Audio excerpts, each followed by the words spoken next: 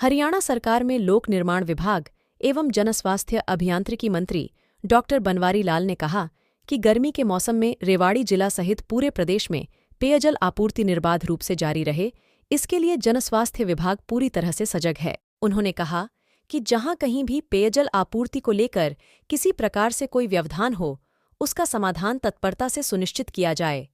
उन्होंने कहा कि ग्रामीण व शहरी क्षेत्रों में बिजली आपूर्ति सुचारू रखते हुए पेयजल व्यवस्था को सुदृढ़ रखा जाएगा, ताकि आमजन को गर्मी के मौसम में परेशानी न हो। 2 घंटे चलिए, क्या निकल कर आया और क्या समीक्षा की गई?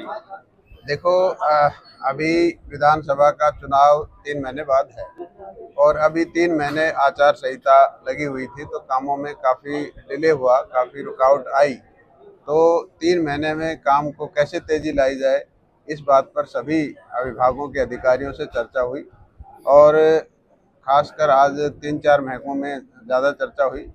पंचायती राज, पब्लिक हेल्थ, पीडब्ल्यूडी और बिजली बोर्ड, ये 4 महकमे अहम महकमे हैं जिनसे ज़्यादातर लोग इफेक्टेड होते हैं और समाज के अंदर इसका असर भी पड़ता है अगर सही समय पर काम होता है।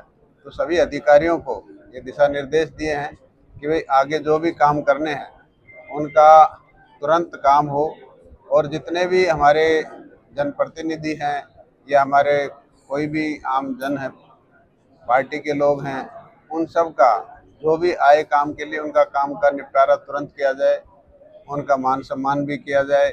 ये भी अधिकारियों को हमने दिशा निर्देश दिए हैं और जल्दी से जल्दी कामों का निपटारा किया जाए, क्योंकि जो पीडब्ल्यूडी महकमा है, सड़क के जो काम है वो जो आगे बरसात आने वाली है, बरसात के अंदर इन कामों में रुकावट आती है।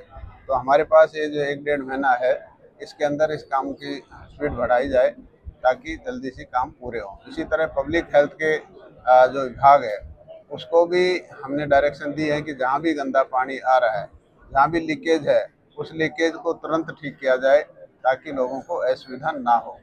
और बिजली विभाग से ये दोनों चीज़ इफेक्टेड हैं। अगर बिजली नहीं आती तो पब्लिक हेल्थ भी पानी देने में असमर्थ हो जाता है। तो बिजली विभाग के लोगों को, अधिकारियों को भी ये कहा गया है कि आप बिजली की सप्लाई इंश्योर करें और दोनों अधिकारी, दोनों विभाग आपस में कोऑर्डिनेट करें कि जब पानी का समय हो तो बिजली अवश्य होनी चाहिए ताकि पानी की सप्लाई इफेक्टेड ना हो। तो इस तरह की डायरेक्शन अधिकारियों को आज हमने दी। देखो, हरियाणा उनके हिस्से का पानी दे रहा है और उन्होंने इस बात का जब कोर्ट में भी किया है, वो अपना मैनेजमेंट करें। जो हिस्सा उनका हमारे हरियाणा की तरफ से है वो हम पूरा दे रहे हैं, तो हरियाणा के ऊपर लांछन लगाना गलत है। डॉक्टर साहब, लोकसभा चुनाव में कुछ अधिकारियों की भूमिका पर सवाल खड़े किए गए कि उनकी नेगेटिव भूमिका रही।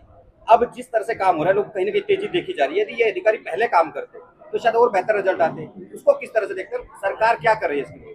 देखो, सरकार के पास जिस तरह के फीडबैक किसी अधिकारी के खिलाफ आ रहे हैं तो उसके हिसाब से उनके खिलाफ कार्रवाई करेगी।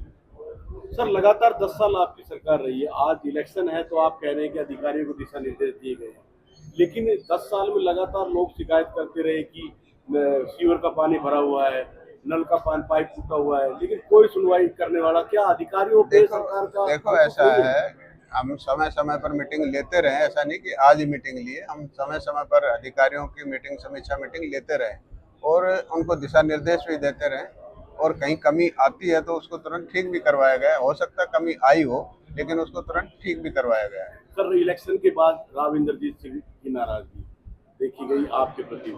नहीं, ऐसा नहीं, मेरे प्रति नहीं, वो सारा जिस तरह से समाज की बात करें तो सारे देश में ही इसका असर हुआ है।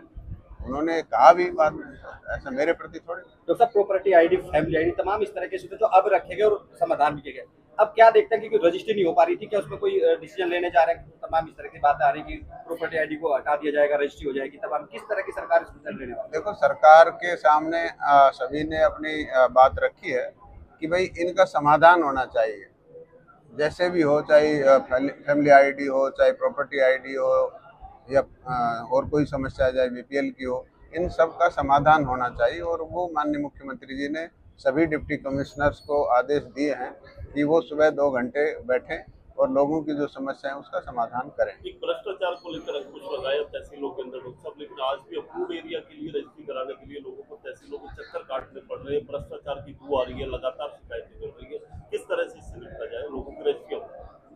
देखो इसके बारे में भी जो दिशा निर्देश हैं सरकार के, उस हिसाब से रूल के हिसाब से रजिस्ट्रियाँ हो रही है। अगर फिर भी कहीं दिक्कत है तो उसकी कंप्लेंट करें, सीएम उस पर भी डालें, हमें भी दें, ताकि उस पर कार्रवाई की जाए। कंप्लेंट करने वालों की रजिस्ट्रियाँ रोक दी जाती है?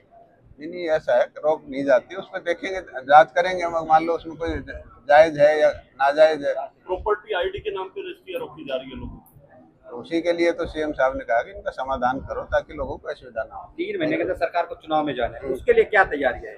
देखो, तैयारियां तो अभी चुनाव हुआ है, एक तरह से हमारी रिहर्सल होगी वैसे तो, और हर पार्टी के कार्यकर्ता फील्ड में गए हैं और हम भी गए हैं, तो हमारी तैयारी तो हो ही गई। अब आगे तो एक रिपीटेशन है थोड़ा सा। आखिरी जो 20 साल पुराने किराएदार हैं, दुकानदार या जो घर को लेकर के नगर परिषद के, उनकी रजिस्ट्री की बात कही गई थी, पॉलिसी बनाई गई थी, वो आज भी मैंने अधिकारियों से इस बात पर चर्चा की है। तो कुछ उसका जो जमीन किसकी है, कौन इसका मालिक है, इसका डिसीजन कहीं तहसीलदार लेवल पर होना है और वो होकर के डीसी साहब उसको आगे भेजेंगे। दुकानें नगर परिषद की है, बाल भवन की है, सरकारी दुकानें, उन किराएदारों की बात होगी। नहीं, मैं उनकी कह रहा हूँ कि भाई उसका, जैसे कई किराएदार तो हमारे बावलों में जैसे काफी दिनों से बैठे हैं, अब वो किराया ले रही कमेटी, लेकिन वो दुकान है किसी के पंचायत की है, किसी की रेवेन्यू की है, किसी के PWD की, अलग अलग। तो उसका एक टाइटल डिसाइड करके भेजेंगे, तो उसके बाद उसका। थैंक यू, धन्यवाद।